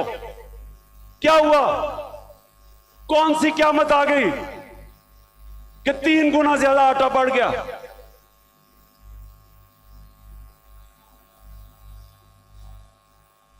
जनरल बाजवा वो आजकल इंटरव्यू देते हैं, तो एक इंटरव्यू में कहा उसने कहा इमरान खान बड़ा खतरनाक था पाकिस्तान के लिए, शायद इसलिए उसने हटाया और इनको ले आया। तो मैं उससे पूछता हूं कि आज जरा मुझे ये सिर्फ इन सवालों का जवाब दे दे कि आज, पहले मैं तेल पे आता हूं, आज दुनिया की आलमी मार्केट के अंदर जो तेल बिक रहा है वो $70 से $75 इस पे तेल बिक रहा है। हमारे दौर में $110 से $115 पे था। अब मुझे ये बताएं कि हम तो 150 रुपए लीटर डीजल और पेट्रोल तकरीबन 150 रुपए का बेच रहे थे, आज क्या हो गया है? आज मुझे बताएं कि 293 रुपए का डीजल और 272 रुपए का पेट्रोल, तो दुनिया में तो तेल तकरीबन आधा हो गया है। तुम हमें यह समझाएं कि आटा भी उस्मानों पे। आज जो पाकिस्तान की जो हर हफ्ते वीक ऑन वीक जो कहते हैं SPI जो महंगाई है वो 47% पे पहुंच गई है। सारे पाकिस्तान के महंगाई के रिकॉर्ड टूट गए। हिंदुस्तान, जब हमारी हुकूमत थी तो हिंदुस्तान में महंगाई 5.5% थी, पाकिस्तान में 10% के करीब थी। तो आज ये बताएं कि हिंदुस्तान में तो महंगाई गई है 6.5% और पाकिस्तान में पहुंच गई है 31%। 3 गुना ज्यादा महंगाई हो गई है। तो लोगों से पूछे, तनख्वाहदार से पूछे कि उनके ऊपर क्या हुआ। हम जब थे डॉलर पिछली मार्च में जब इन्होंने नो कॉन्फिडेंस किया था तो डॉलर कितना था? 178 रुपए का। आज पहुंच गया 283 रुपए का। यानी अगर आपके बैंक में पिछली मार्च अप्रैल में आपका 100 रुपया था तो वो 65 रुपया रह गया। वो जो 100 रुपया था वो सिर्फ आज 65 रुपए की चीजें खरीद सकता है। तो मैं बाजवा से पूछता हूं कि मैं तो बड़ा खतरनाक था, तो ये बताएं कि ये किसको ऊपर बैठा दिया है कि पाकिस्तान घुटनों पे पहुंच गया है, डिफॉल्ट के करीब पहुंच गया है। मैंने सिर्फ एक आपको आज से 10 महीने पहले मैंने एक स्टेटमेंट दी थी, समी इब्राहिम के साथ वो इंटरव्यू था, तो ये जरा छोटा सा क्लिप ये देख लें। ये आज से 10 महीने पहले था, तो इन्होंने असेंबली में कहा कि इमरान खान को गद्दार डिक्लेयर कर दो। मेरे ऊपर उन्होंने पार्लियामेंट में कहा कि रेजोल्यूशन पास करो गद्दारी की। उधर क्लिप सुन ले 10 महीने पहले ये क्या था। मैं आपको सीक्वेंस बता देता हूं। ये जब से आए हैं रुपया गिर रहा है, स्टॉक मार्केट, चीजें महंगी, डिफॉल्ट की तरफ जा रहा है पाकिस्तान। अगर हम डिफॉल्ट कर जाते हैं पाकिस्तान, इसका मतलब पाकिस्तान बैंकरप्सी की जा रहा है। सबसे बड़ा इदारा कौन सा है जो हिट होगा? पाकिस्तानी फौज। जब फौज हिट होगी तो जो उसके बाद हमारे से कंसेशन क्या ली जाएगी जो यूक्रेन से उन्होंने ली थी डीन्यूक्लियराइज करने की। सबसे बड़ा तो मसला उनको, हमारी वायद मुसलमान मुल्क है जिसके पास न्यूक्लियर डिटरेंट है। जब वो चला गया फिर क्या होगा? मैं आपको आज कहता हूं पाकिस्तान के 3 हिस्से होंगे, जो कि आप आम इनके थिंक टैंक्स, हिंदुस्तान के थिंक टैंक्स में देख लें, बाहर जो सारे बलूचिस्तान को लैदा करने के प्लान है, इनके प्लान बने हुए हैं। तो इस वक्त अगर सही फैसले नहीं किए जाएंगे मुल्क खुदकुशी करने पे जा रहा है। मैं इसलिए जोर लगा रहा हूं। 10 महीने पहले ये कहा था, आज खुद इनका डिफेंस मिनिस्टर कह रहा है कि हमारा दिवालिया निकल गया है। इसहाक डार सेनेट के अंदर कहता है कि हमें आईएमएफ कह रही है कि जो हमारा लॉन्ग रेंज मिसाइल प्रोग्राम है उसको रोको। आईएमएफ ने कहा, हमने नहीं कहा। तो मेरे पाकिस्तानियों आज गौर से सुन लें, जब एक कौम माशी तौर पे जब वो गिरती है तो जैसे ही वो गिरती है उसकी नेशनल सिक्योरिटी मुतासिर होती है। जब सोवियत यूनियन दुनिया की दूसरी बड़ी ताकत, सबसे बड़ी फौज, लेकिन जब माशी तौर पे वो गिरा तो वो टूट गया। हम भी आज उधर खड़े हैं। अगर हमने अभी जो मैं ये अब अगली बात आपसे करना चाहता हूं कि अगर मैं अपनी एस्टैब्लिशमेंट इस सारे पाकिस्तानियों को बताना चाहता हूं कि अगर अभी हमने इस मुल्क को ना संभाला ये सबके हाथ से निकल जाएगा। मैं आज अभी आपको अपना प्रोग्राम देने लगा हूं 10 पॉइंट का कि मैं आगे कैसे हमने मुल्क को निकालना है। तो मैं उससे पहले मैं आज पाकिस्तान की एस्टैब्लिशमेंट से सवाल पूछता हूं कि मुझे यह बताएं कि यह तो वाज़ेह है आपने फैसला किया हुआ है कि इमरान खान के ऊपर लकीर डाली हुई है, हमने जी इमरान खान को जीतने नहीं देना। ये सारा ड्रामा, सब कुछ, इलेक्शन डिले, ये सारा जो मेरे घर के ऊपर वारदात, लोगों को पकड़ा जा रहा है, मकसद एक है कि इमरान खान को हमने इक्तदार में नहीं आने देना। तो मैं आपसे पूछता हूं कि अगर चले ना आने दें, लेकिन अपना बताएं कि आपके पास कोई प्रोग्राम है? क्या आपके पास कोई प्रोग्राम है मुल्क को इस तबाही से निकालने का? क्या कोई रोड मैप है? मैं चैलेंज करता हूं कि ये जो ऊपर लोग बैठे हुए हैं, इनका कोई, ना इनके पास कोई अहलियत है, ना इनके पास नियत है। इन लोगों के तो सारे पैसे बाहर पड़े हैं। ये तो पाकिस्तान से जब मसला आता है ये बाहर भाग जाते हैं। तो इनके पास, अगर आप कोई समझते हैं कि ये मुल्क को संभाल सकेंगे जिस तेजी से हम नीचे जा रहे हैं, तो ये तो नहीं होने लगा। तो क्या आपके पास अगर और कोई प्रोग्राम है तो बताएं। अगर आप मुझे आज ये कह दें कि हमारे पास ये प्रोग्राम है, इससे मुल्क उठ जाएगा और इसलिए इमरान खान आपको नहीं आना चाहिए, मैं कहूंगा ठीक है, मैं अपने मुल्क के लिए पॉलिटिक्स कर रहा हूं, मुझे कोई क्या दे सकता है कोई, तो मैं ठीक है, लेकिन मुझे बताएं कि क्या प्रोग्राम है, क्योंकि मुझे पता है किसी के पास कोई प्रोग्राम नहीं है। प्रोग्राम अब ये मैं आपको बताने लगा हूं क्या है पाकिस्तान को। जिधर आज पाकिस्तान पहुंच गया है, कोई आसान रास्ता नहीं है इसको इस मुश्किल से निकालने का।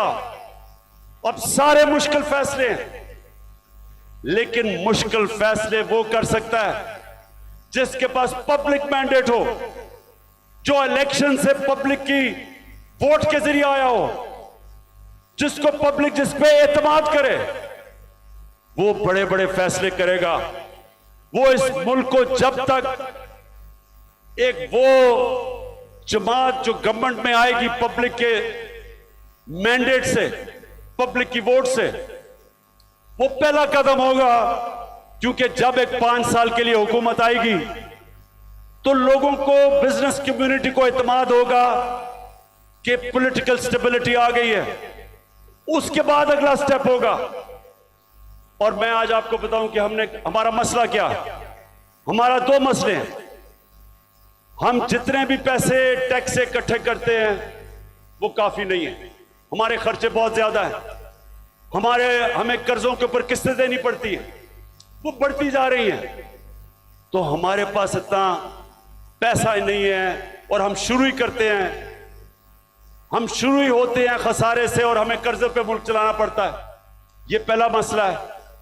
दूसरा मसला है कि जो डॉलर्स मुल्क में आते हैं उससे बहुत ज्यादा डॉलर्स मुल्क से बाहर जाते हैं।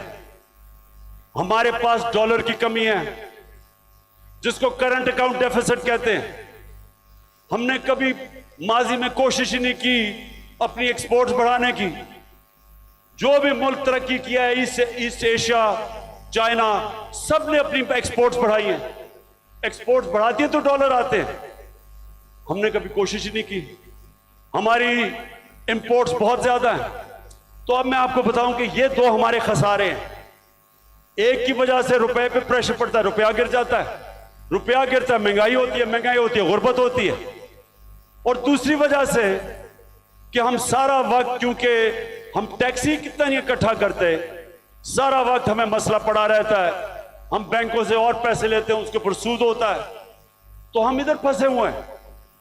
तो इसके लिए सबसे पहले पाकिस्तान के अंदर एक उस तरह की सर्जरी करनी पड़ेगी, मुल्क का गवर्नेंस सिस्टम ठीक करना पड़ेगा, उसके लिए रूल ऑफ लॉ लाना पड़ेगा, मुल्क की एनवायरनमेंट चेंज करनी पड़ेगी। जिस तरह हम गवर्नमेंट चलाते हैं बिल्कुल चेंज करना पड़ेगा।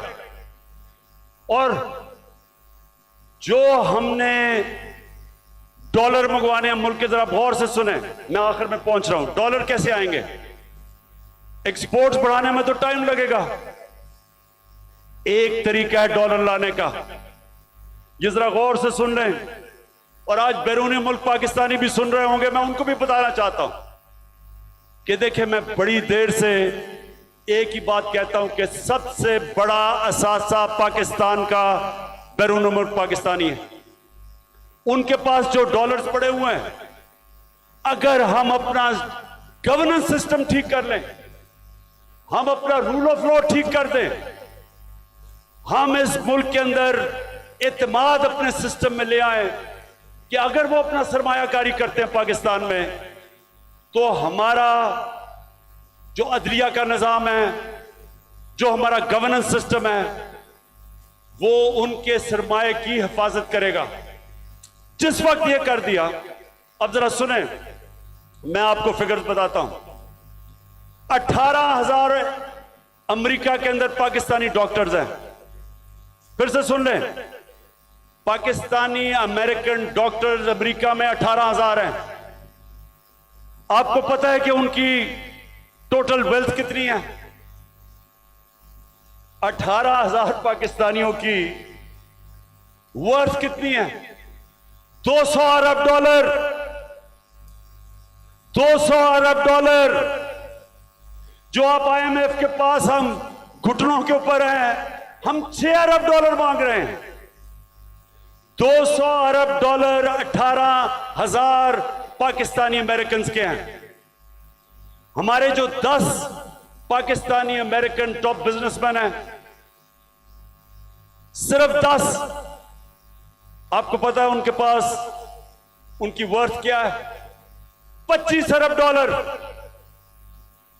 25 अरब डॉलर। तो 6 अरब डॉलर के पीछे हम आज IMF के पीछे हैं। आपको पता है कि इस मुल्क से सिर्फ दुबई में, यह ब्लूमबर्ग की रिपोर्ट है कि इस मुल्क से सिर्फ दुबई में चंद सालों में पाकिस्तानियों ने कितनी प्रॉपर्टी ली है? 10.4 अरब डॉलर। यह ब्लूमबर्ग की रिपोर्ट है। तो पाकिस्तानी अमीर हैं, मुल्क गरीब है। और इसके लिए हमने वो सिस्टम बनाना है। जब तक वो माहौल नहीं बनेगा जिसको एनेबलिंग एनवायरनमेंट कहते हैं, हम इनका पैसा नहीं ला सकते। ये अभी तक सिर्फ प्रॉपर्टी में पैसा लेते हैं, प्लॉट्स लेते हैं। लेकिन जब तक वो सरमायाकारी पाकिस्तान में नहीं करेंगे, हम इसी तरह ही घुटनों के ऊपर रहेंगे। जिस वक्त हमने अपना सिस्टम ठीक कर लिया, उन्होंने सरमायाकारी शुरू कर दी पाकिस्तान में, आप यकीन करें कि वो उनको देखते हुए सारी दुनिया से सरमायाकारी आएगा। यहां जो चाइना कैसे ऊपर गया? चाइना ने सबसे पहले अपना सिस्टम ठीक किया। उसके बाद जो बैरून मुल्क चाइनीज थे वो वापस आए, उन्होंने सरमायाकारी की। जब सरमायाकारी शुरू हुई तो वो इस तरह है कि जिस तरह शहद के ऊपर मक्खियां आती हैं, सारी दुनिया से सरमायाकार आ गया। 30 साल में चाइना किधर का किधर पहुंच गया, क्योंकि उधर लीडरशिप समझी कि जब तक हम अपने मुल्क का जो सरमायाकारी का माहौल है वो ठीक नहीं करेंगे तो सरमायाकारी नहीं आने लगी। तो पाकिस्तान में तो सरमायाकारी आती नहीं है, क्योंकि प्लॉट बेचारा ओवरसीज पाकिस्तानी लेता है, उसमें भी कब्जा हो जाता है। वो कौन फैक्ट्रियां लगाएगा यहां? तो ये मैं सबसे पहले कि हमने ओवरसीज का पाकिस्तानियों का पैसा लेना, एक प्लान बनाया हुआ है हमने, कैसे उनकी इन्वेस्टमेंट लेके आनी है। तो ये पूरा एक प्लान बनेगा कि कैसे गवर्नेंस सिस्टम ठीक करनी है। 3.5 साल में हमें पड़ी, शुरू में तो हमें समझ ही नहीं थे कि क्या हालात है। तो इंशाल्लाह एक तो वो पहले, फिर दूसरा, हमने पाकिस्तान के अंदर लॉन्ग टर्म, मिडिल और लॉन्ग टर्म प्लानिंग, एक्सपोर्ट्स, एक पूरा मुल्क को लगाएंगे एक्सपोर्ट्स के ऊपर। एक्सपोर्टर्स को VIP बनाएंगे। जो मुल्क में डॉलर चीजें बेच के डॉलर लेके आएगा उनके लिए सहूलतें देंगे। हमने दी थी और इसकी वजह से हमारी रिकॉर्ड एक्सपोर्ट्स थी जब हमारी गवर्नमेंट गिराई गई है। तो फिर एक्सपोर्टर्स को जब तक आप उनको VIPs नहीं बनाएंगे, जिस तरह ईस्ट एशिया में बनाया था, जिस तरह इंडोनेशिया, मलेशिया, ये चाइना ने जब तक नहीं किया, एक्सपोर्ट्स नहीं बढ़ेंगे। हम तवज्जो नहीं दी कभी उसके ऊपर। फिर IT, हिंदुस्तान की 140 अरब डॉलर की IT एक्सपोर्ट्स है, हमने कभी तवज्जो ही नहीं दी। हमने जब दी थी तो 2 सालों में 70% हमारी IT की एक्सपोर्ट बढ़ गई थी। उनको हमने उठाना है, क्योंकि फ्यूचर टेक्नोलॉजी का है। तीसरी चीज, टूरिज्म। पाकिस्तान के पास कभी हमने तवज्जो नहीं दी। ये मुल्क, और हमारी बदकिस्मती के 2 साल कोविड हो गया, कोरोना हो गया, उसके बाद टूरिज्म खत्म हो गई। तो इंशाल्लाह पूरा मेरा प्लान है कि इस बार इंशाल्लाह अल्लाह ने मौका दिया, कैसे टूरिज्म उठाएंगे। उसके अलावा हमने कभी तवज्जो ही नहीं दी मदनियात पे, मिनरल्स पे। वो इसलिए क्योंकि वो सूबाई सब्जेक्ट बन गया है, सूबों के पास कैपेसिटी नहीं है। तो इस वक्त पूरा जोर लगाएंगे कि कैसे हमने पाकिस्तान के, और यहां बहुत अल्लाह ने नेमतें बख्शी हैं मदनियात में, लेकिन हमने तवज्जो नहीं दी, उससे भी हम डॉलर पाकिस्तान में आ सकते हैं। फिर इंडस्ट्री को, और खास तौर पे स्मॉल मीडियम इंडस्ट्री, ये हमने शुरू की थी। और मुझे फख्र है कि हमारी 17 साल के बाद सबसे ज्यादा इंडस्ट्री बढ़ रही थी जो आज फिर बंद हो गई है, तो वो उसके ऊपर, और स्मॉल और मीडियम जो छोटा इंडस्ट्री है उसके ऊपर हमने पूरा प्लान बनाया हुआ है। फिर अपनी ज़राअत की हमने सिर्फ प्रोडक्टिविटी बढ़ानी है। चाइना के साथ हमने बात कर ली थी कि कैसे हम पैदावार बढ़ा सकते हैं, और उन्होंने आना था, और बदकिस्मती फिर कोरोना की वजह से 2 साल चाइना बंद हो गया, तो उसका पूरा प्लान बना हुआ है। फिर जो बड़े बड़े PIA, रेलवे, गवर्नमेंट कॉरपोरेशन, ये सबसे ज्यादा नुकसान करती है पाकिस्तान में। जो हमारा जो पैसा आवाम पे खर्च होना चाहिए वो नुकसान पे चला जाता है। इनको रिस्ट्रक्चर करना है, ये भी हम आखिर में बना था, लेकिन हमारी गवर्नमेंट चली गई। इसका पूरा प्लान है। और फिर कैसे हमने अपना टैक्स कलेक्शन बढ़ाना है, अब ये जरा सुन लें। इस वक्त 22 करोड़ पाकिस्तानियों में सिर्फ 25 लाख टैक्स देने वाले हैं। 22 करोड़ पाकिस्तानियों में 25 लाख टैक्स देने वाले हैं। हमने नादरा के साथ मिलकर आइडेंटिफाई किए 4 करोड़ टैक्स देने वाले, उनके हमने टेक्नोलॉजी के इस्तेमाल करके हमने पता चलवाया कि इतने ज्यादा टैक्स पेयर हैं जो पैसे नहीं देते, उनके लिए ये मैं अब आखिर में आ रहा हूं। उसके लिए हमने पूरा प्लान बनाया हुआ था, लेकिन फिर हमारी गवर्नमेंट चली गई। लेकिन जब तक हम अपना टैक्स बेस नहीं बढ़ाएंगे, जब तक हमारा टैक्स नहीं बढ़ेगा, मुल्क आगे नहीं चल सकता।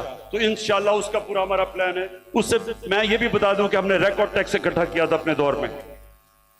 और फिर मनी लॉन्ड्रिंग, ये देखें हमारी जो एलीट है मुल्क की, शायद ही किसी मुल्क में ऐसे हो कि सारी एलीट जो पैसा होता है वो बाहर भेज देती है।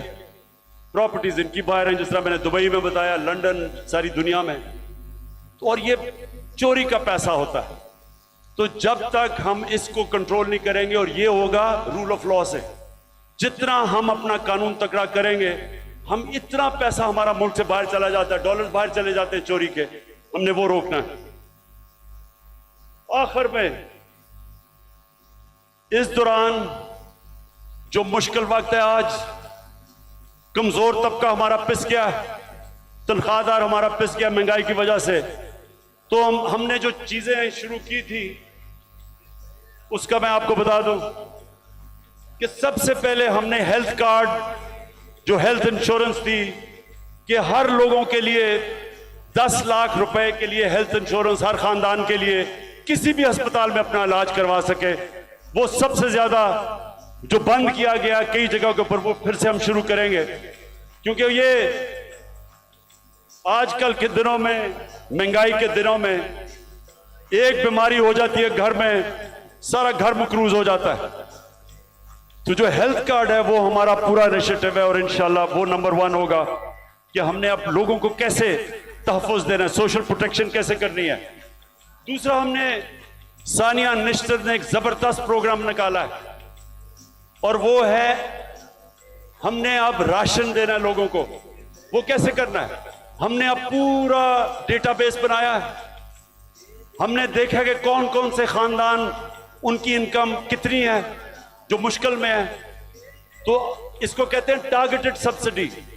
पूरा प्लान ये है कि उनको डायरेक्ट हम पैसा देंगे, ताकि जो गरीब लोग हैं उनको, जो कमजोर हैं, जो मुस्तक हैं, उनको डायरेक्ट पैसा मिले। आजकल के मुश्किल दिनों में उनको खाने पीने की इतनी चीजें महंगी हैं।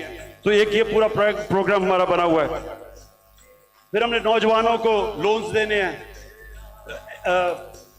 सूद के बगैर कर्जे, ताकि वो अपनी बिजनेस से शुरू कर सके। हमने कामयाब जवान में काफी किया था, लेकिन इंशाल्लाह उसको अब और आगे लेके जाएंगे। फिर घर बनाने के लिए, तनख्वाहदार तबकों के लिए हमने पहली दफा पाकिस्तान में घर बनाने के लिए हाउस फाइनेंसिंग शुरू की थी। सस्ते सूद के ऊपर कर्जे, यानी अगर, क्योंकि कैश तो लोगों के पास होता नहीं है, लेकिन जितने पैसे लोग किराए पे दे रहे हैं वही किस्त बन जाए और उसी में घर उनका हो जाए। तो ये हमने पूरा स्कीम शुरू की थी, फिर से करेंगे, क्योंकि तनख्वाहदार लोगों के लिए अपना घर बनाना नामुमकिन है, वो फिर से शुरू करेंगे। फिर कच्ची आबादी, इतनी ज्यादा कच्ची आबादियां हो गई हैं। हमने आखिर में ये प्रोग्राम बनाया था, क्योंकि टाइम लगा डेवलप करने में। अब सारी कच्ची आबादियों के अंदर ये मलेशिया में भी हुआ है, ये तुर्की में भी हुआ है।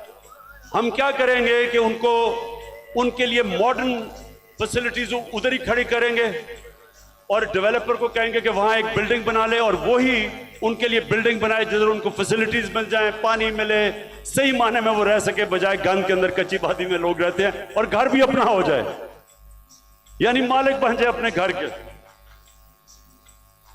ये मेरा बड़ा देर से प्रोग्राम था, इस्लामाबाद में हम शुरू करने लगे थे लेकिन देर हो गई। बाजवा साहब को इमरान खान बड़ा खतरनाक लग रहा था, इसलिए उसने काम कर दिया।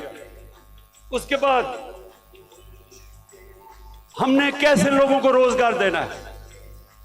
अगर ये फैसला आपके पास वो रेडी वालों के लिए जो हमने किया था वो जरा दिखा दें लोगों को।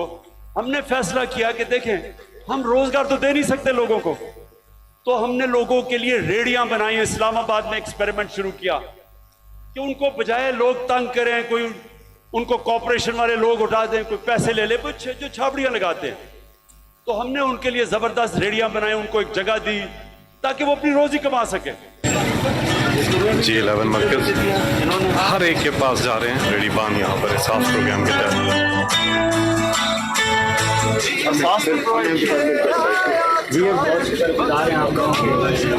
हमारे बारे में इतना कुछ सोचा सर भी आप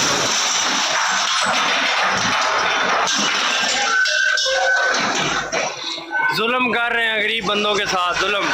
हमारी गवर्नमेंट गई, जैसे हमारी गवर्नमेंट गई उनको हमने अच्छी बड़ी रेडियां बना के दी, वो बेचारे अपने रोजी कमाना शुरू हुए। ये इंपोर्टेड हुकूमत ने वो सारी रेडियां आपके सामने खत्म की।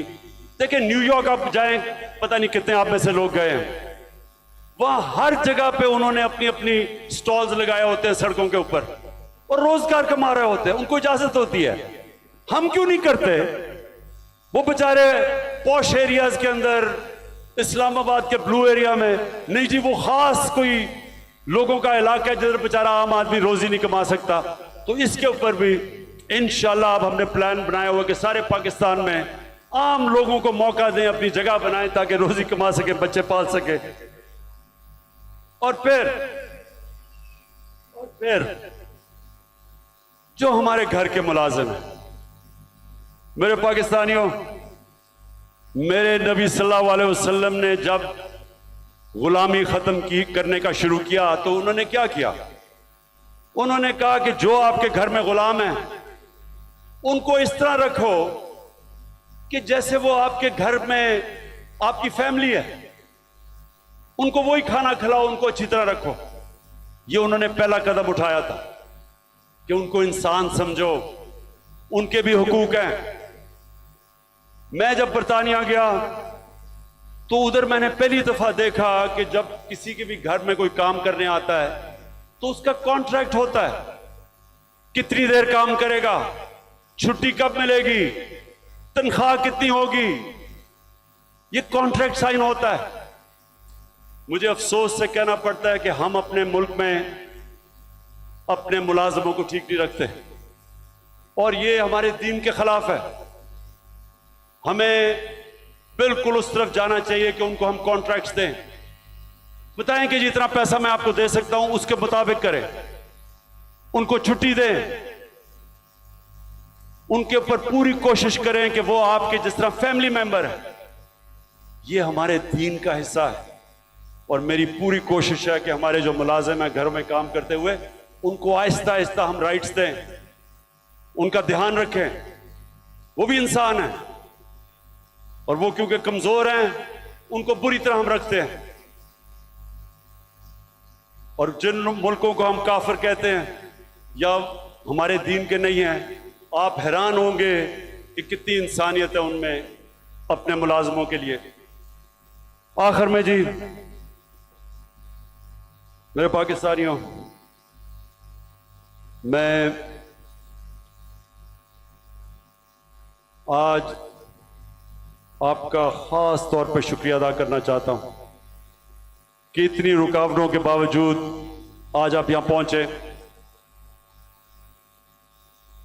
मैं आज फिर से अपने मुल्क में जो इस वक्त ताकत में है उन सबको पैगाम देना चाहता हूं कि देखें जिस तरफ हमारा मुल्क जा रहा है, मैं फिर से कहता हूं, मुझे खौफ है कि ये उधर पहुंच जाएगा जिधर कोई भी इसको रोक नहीं सकेगा। इंडस्ट्री बंद हो रही है, महंगाई बढ़ती जा रही है, एक्सपोर्ट्स गिर रही हैं, जो बाहर से पाकिस्तानी रेमिटेंसेस भेजते हैं वो कम हो रही हैं। अब इंडस्ट्री बंद होगी तो टैक्स कलेक्शन कम हो जाएगी। तो क्या इनका सिर्फ इस वक्त तो एक ही है कि कहीं से कर्जा मिल जाए। कर्जे बढ़ते जा रहे हैं, आमदनी सुकड़ती जा रही है। एक घर जब उसमें मुश्किल वक्त आता है, उसके ऊपर कर्जा चढ़ जाता है, तो वो क्या करता है? वो अपने खर्चे कम करता है, अपनी आमदनी बढ़ाने की कोशिश करता है। हमारी तो आमदनी सुकड़ती जा रही है। तो मैं आज सबको कहना चाहता हूं कि अगर आप मुझे यह बता दें कि इस दलदल से निकलने के लिए हमारे पास स्वाए साफ और शफाफ इलेक्शन की कोई और प्लान है तो मुझे बता दें। और कोई आपके पास प्रोग्राम नहीं है। इस वक्त सिर्फ प्रोग्राम बना हुआ है कि इमरान खान को बाहर कैसे रखना है। फिर से मैं कहता हूं, कोई तो आपके पास प्रोग्राम होगा। एक तेजी से तबाही की तरफ मुल्क जा रहा है। कहीं बाहर के तबसरे पढ़ लें, हिंदुस्तान का टीवी देख लें, वो क्या कहते हैं पाकिस्तान के मुताबिक, तंज कर रहे हैं। लेकिन हम सिर्फ यहां सारे जो साहिब इख्तिदार हैं, बस एक ही ज़हन में है कि जी इमरान खान को बाहर कैसे रखना है। तो मैं फिर से आज अब सबको अपील करता हूं कि हमारे पास वक्त कम है। मुझे कहते हैं जी इलेक्शन डिले कर दें अक्टूबर तक। मुझे एक चीज बता दें कि अक्टूबर में इलेक्शन करवाने से मुल्क को क्या फायदा होगा। मुझे यह कन्विंस कर दें कि अगर इलेक्शन डिले होता है तो मुल्क तब तक संभल जाएगा। मुल्क तो नीचे जा रहा है, हल कोई है नहीं, लेकिन सिर्फ इसलिए कि डरे हुए हारने से इलेक्शन नहीं करवाना। तो मैं अपनी सारी कौम को भी आज कहना चाहता हूं कि पाकिस्तानियों, आपने याद रखना है कि आपने किसी सूरत जालिम के सामने सर नहीं झुकाना। आपने अपनी आजादी के लिए ये जो खौफ का बुत है इसको तोड़ना है। ये जो पकड़ दकड़ तशद्दुद करना, रेंजर्स ले आए कि जी पुलिस नहीं तो रेंजर्स आ जाएं, क्या इससे मुल्क ठीक हो जाएगा? क्या इससे लोग डर जाएंगे? लोगों ने नहीं अब डरना। ये जितना आप ये जुल्म करेंगे, लोगों की नफरतें बढ़ेंगी। जो निकलता है, जिसको आप तशद्दुद करके जब वो निकलता है, उसके अंदर नफरत भरी होती है। मुझे तो पहली दफा पता चला कि जब मुझे एक बलूचिस्तान में मिनिस्टर ने कहा, उसने कहा इमरान खान, खुदा के वास्ते अपने लोगों को बताओ कि ये जो हमारे लोगों को पकड़ के तशद्दुद टॉर्चर करते हैं, वो जब वापस जाता है सारा का सारा गांव खिलाफ हो जाता है। वो कहता है जब वो उसकी, जिस तरह उस बेचारे को जिले शाह को कत्ल किया, अगर कत्ल करते हैं, जब उसकी जो डेड बॉडी मिलती है, फिर सब के खिलाफ हो जाते हैं। ये तो कहता सारी कौम को ही खिलाफ कर रहे हो। कभी ये भी तरीका है कि इंसानों को भेड़ बकरियों की तरह डंडे मार के लाइन में करो? इंसान ऐसे नहीं होते। इंसान को समझाना पड़ता है। दिल और दिमाग की जंग होती है। ये डंडे से कोई आज तक नहीं ठीक हुआ। और ये जो खौफ फैलाया हुआ है कि जी हम ये कर देंगे, हम आपको ये मार देंगे, हमने ये कर दिया, फिर से हमला होने लगा है। देखें, आखिर में मैं आपको ये बात बता दूं, आज है 25 हो चुकी है। 25 मार्च को पाकिस्तान वर्ल्ड कप जीता था। मेरी जितनी सारी टीम थी, मेरी सारी टीम और वो अभी सारे लोग क्रिकेट के ऊपर बातचीत करते हैं, कभी उनसे पूछें, सारी टीम दिल हार चुकी थी, सबका क्या था, हम इतना बुरा हमारा हालात थे, सबने कहा कि हम नहीं जीत सकते। अभी भी किसी टीम वालों से पूछ लें, एक आदमी था जो कहता था अभी हम जीतेंगे, और वो आपके सामने खड़ा है।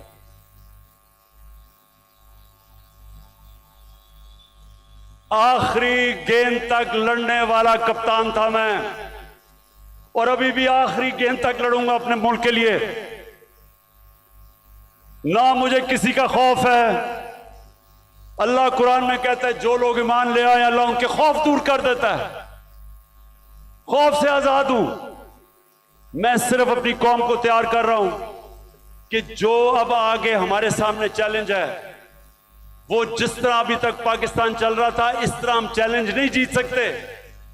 अब जो हम चैलेंज जीतेंगे, जब पाकिस्तान एक कौम बन जाएगी, हम एक कौम बन के इस मुल्क को निकाल लेंगे इस दलदल से। जर्मनी और जापान तबाह हो गए थे सेकेंड वर्ल्ड वॉर में, दूसरी जंग अजीम में तबाह थे दोनों मुल्क, क्योंकि वो कौम थी। दोनों 10-10 साल में खड़े होकर अजीम पावर्स बन गए। ये जो चैलेंज है, ये हम सिर्फ एक कौम बन के जीत सकते हैं, और कौम बनेगी जिसकी बुनियाद रखी जाएगी इंसाफ के ऊपर, कानून की हुक्मरानी के ऊपर। और इसलिए आखिर में हम अपनी अदलिया को आज पैगाम देना चाहते हैं कि कौम आपके साथ खड़ी है, और आपने आइन की हिफाजत करनी है, और इंशाअल्लाह हम इंशाअल्लाह इस मुल्क को एक अजीम कौम बनाएंगे। पाकिस्तान जिंदाबाद। अल्लाह अल्लाह।